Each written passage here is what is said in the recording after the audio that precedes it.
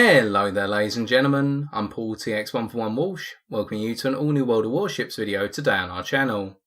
In this episode we'll be featuring the Tier 6 American battleship known as the New Mexico, whereby we're in a Tier 7 match, a domination game on the map Shards, and we are joined by our good friend Johnny in his own Tier 6 Japanese destroyer known as the Fubuki.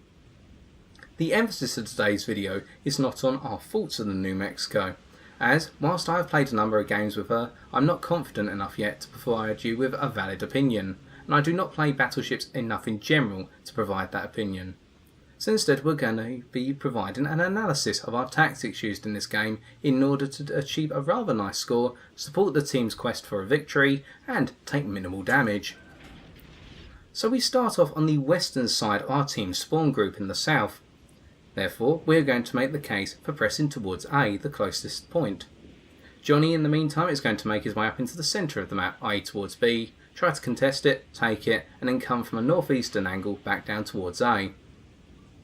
In the meantime, we can see that our friendly Tier 5 American cruiser, known as the Omaha, is going to make a very aggressive push into A, and unfortunately, that is going to spell their downfall, but it will provide us with information on what enemy ships are charging towards A, so it is going to be helpful to some extent. Now we're not going to rush into the battle, and even if we put ourselves at full speed, we're not going to be able to get there as quickly as most, simply because we have a top speed of 21 knots. Be aware that this is the first of the American battleships that embodies the all or nothing armour model, whereby the greatest amount of armour is concentrated around the vital points of the ship, i.e. the citadel, and also around the guns, and also where the captain sits. I used to call that the citadel, but I believe it's got a different name. I think it's the bridge. And this armour is 343mm in thickness. Meanwhile, at the more lightly armoured sections, such as on the top deck and whatnot, your armour goes all the way down to 16mm, although I believe the majority of the deck armour is 25mm in thickness. This makes the New Mexico quite a vulnerable ship to high calibre armour piercing from enemy battleships, especially at longer ranges, and even at close range you'll find that the ship can be penetrated through its bow rather easily. But in the meantime, we're just going to keep cruising on the southern side of A at this point. The Omaha is now extended to the point where they're providing us with the information. We can see that 2 destroyers and 1 cruiser are really pushing in towards A, i.e. an Ognavoy, a Fubuki and a Königsberg. And we have our armour piercing loaded at the moment, but we're going to make a very silly little mistake shortly, which is we're going to load high explosive, or at least hesitate and do so for a short period of time. There we go. And then we very quickly decide, actually, it may be best to load armour piercing because of the Königsberg, especially if they turn broadside to us, as we're coming out on a western angle now.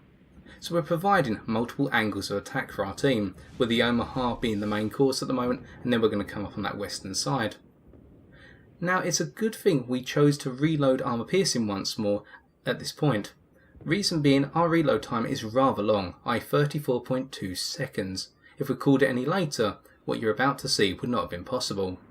The Königsberg is slightly angled towards us, or angled away from us I should say, not a full and perfect broadside, and we open fire with all of our guns, and score a citadel hit along with 2 incapacitations, taking off over half their health pool. That's the armour piercing on the New Mexico for you, whereby with your 4 triple batteries, 2 mounted on the bow, 2 afterwards, you'll be able to, upon citadel with armour piercing, do 10,500 HP of damage. On an over-penetration, you take off 90%, you'll still get 1050, and we're loading our next salvo to fight the enemy Fubuki. Notice how we turned away very early as soon as we saw the Fubuki come out full broadside, or we're anticipating a stream of torpedoes from them. And we made the most of our 13.5 second rudder shift time in order to turn away via our 640 metre turn circle radius. We hit the enemy Fubuki with 4 over penetrations, knocking off 4,200 HP, so it goes to show if you can score multiple hits with your armour piercing, despite them being over penetrations, they'll have a devastating impact, and that Fubuki is pretty much out of the game now, as we dodge their torpedo stream. The enemy Ognavoy has been an irritation at best at the moment, dropping in a couple of high explosive rounds, but we haven't caught fire, fortunately for us.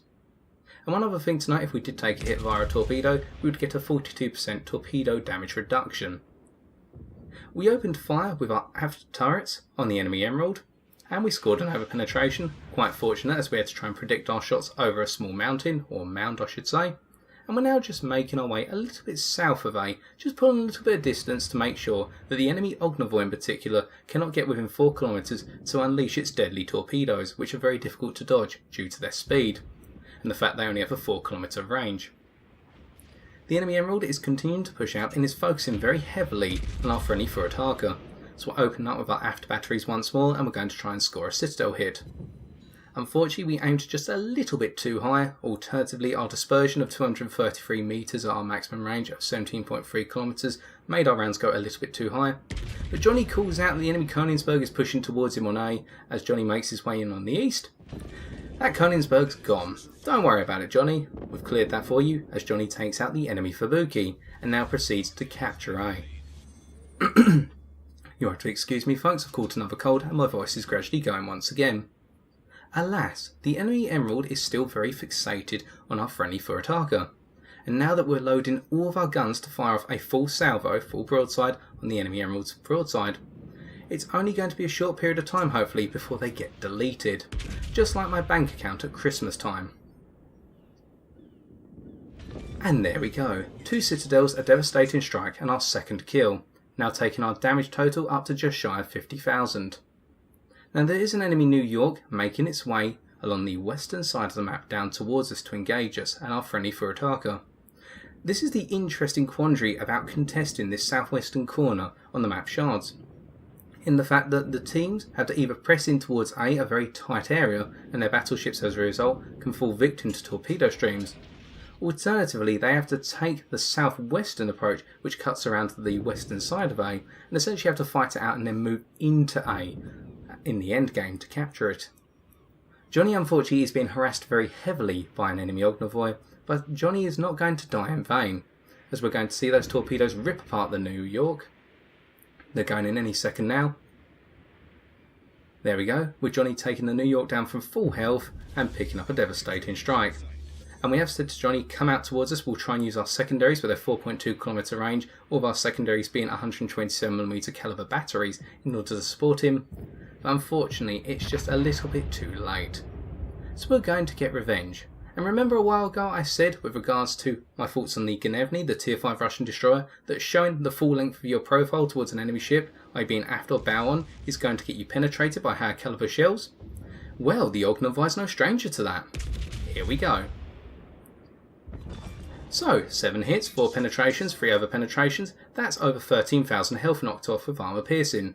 Who says you can't fire armour piercing at enemy destroyers in your battleships and do tons of damage? I'm sure we did more then than we would with high explosive.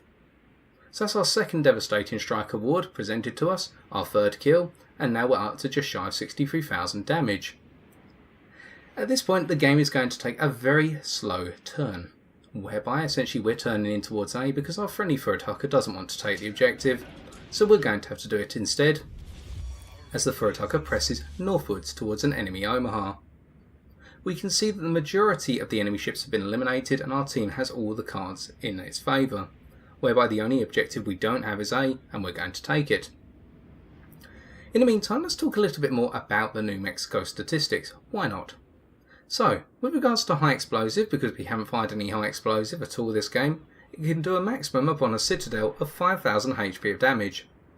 That's a 30% fire chance and has a muzzle velocity of 861 meters per second, higher than the 823 meters per second muzzle velocity that you have on your armour piercing. I prefer not to use the high explosive on the ship because I feel the armour piercing really does get the job done, regardless of most situations. The only time I'll fire high explosive is if I feel I need to guarantee that an enemy ship is going to go down by trying to set them on fire and then just leave them to burn to death. Although I do prefer to try and get over penetrations in that scenario as well. Other things to think about with regards to the tactics we've used today, notice how we fought within a very contained area, and I find that with ships such as the New Mexico, or indeed battleships in general, with their high detectability values, i.e. by sea we get detected at 13.8 kilometers and by air 11.3 kilometers, that sailing it into open seas is only going to work against you. Because yes, you have a lot of armour, or at least with the all or nothing armour model, you're not going to get citadeled very regularly in this ship, unless you're at close range or going up against tier 8 caliber guns, i.e. we're thinking of the likes of the 406mm guns on the North Carolina, your American tier 8 counterpart. But one has to consider the fact that in most cases, until you get into closer ranges, you're not going to get citadeled, and it's about positioning your ship accordingly in order to make sure you don't get citadeled, i.e. angling yourself and whatnot. but by being in these closer ranges and not getting detected until your foes are approximately 10 kilometers away, the thing is, most of your foes will be in a position whereby if you just point your guns towards them anticipating where they're going to come from, they're going to be presenting that broadside to you accidentally. We saw that, for example, with the enemy Königsberg, who presented enough of their side towards us that we could get that initial citadel and then finish them off, making the most of the fact that our foes will be distracted and not expect to suddenly bump into our battleship. And we scored an over-penetration at long range on the enemy Omaha there, and that's going to be the last hit we score of this game.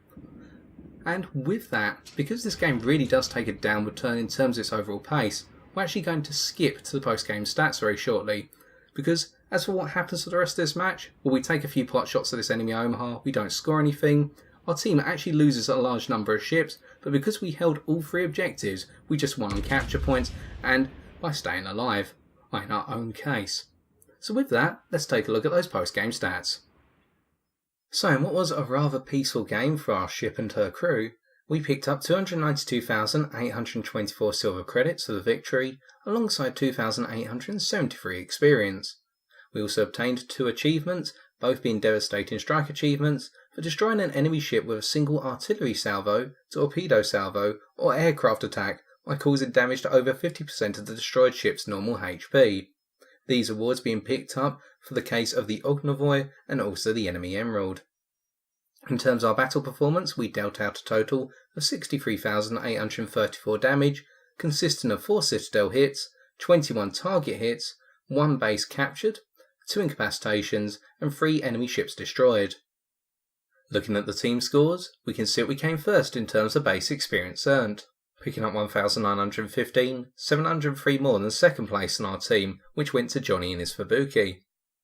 We did not carry our team by any means, but we could attribute our first place to 2 main factors.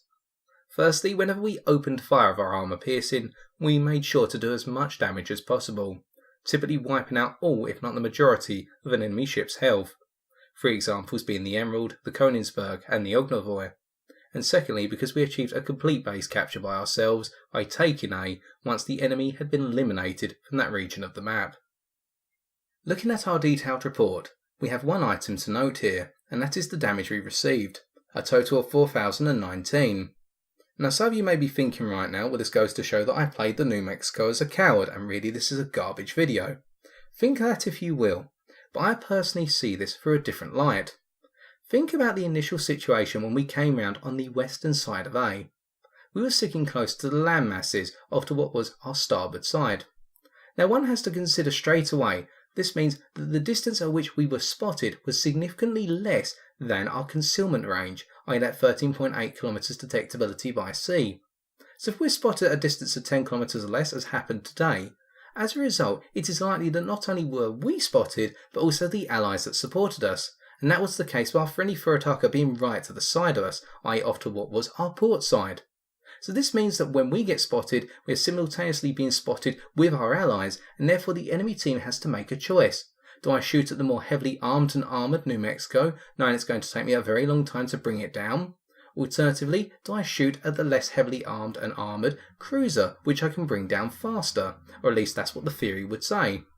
Well, our foes decided to go for the second option, the cruiser, and this meant that we could take our foes out unhindered, such as the enemy Emerald in particular, and because we were not going to be engaged as frequently, it meant that when we did have to make the most of our 48.6 second turn time to turn our guns 180 degrees, it wasn't a problem, because we were simply not being focused.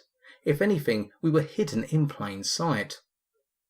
Coming on to our credits and experience, we can see that after deductions, we walked away with 240,484 silver credits.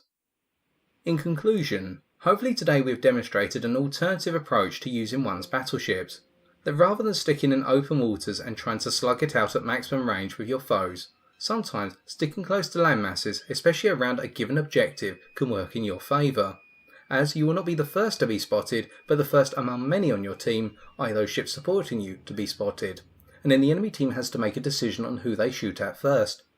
In our case today, the enemy team elected to shoot at our less well armoured and less healthy allies by comparison with our own New Mexico, meaning they were able to assist our team in holding down a corner of the map, i.e. the southwestern corner around A, and eventually capture it to help with the victory. and when our foes ignored us, that provided us with ample time to bring our 4 triple 356mm batteries to bear, and essentially end up singing as if we were a corner ship quartet. And so I've been TX141, and if you've enjoyed this video, why not leave a like, comment or subscribe for future World of Warships videos on my channel. But until next time, ladies and gentlemen, take care and fair seas.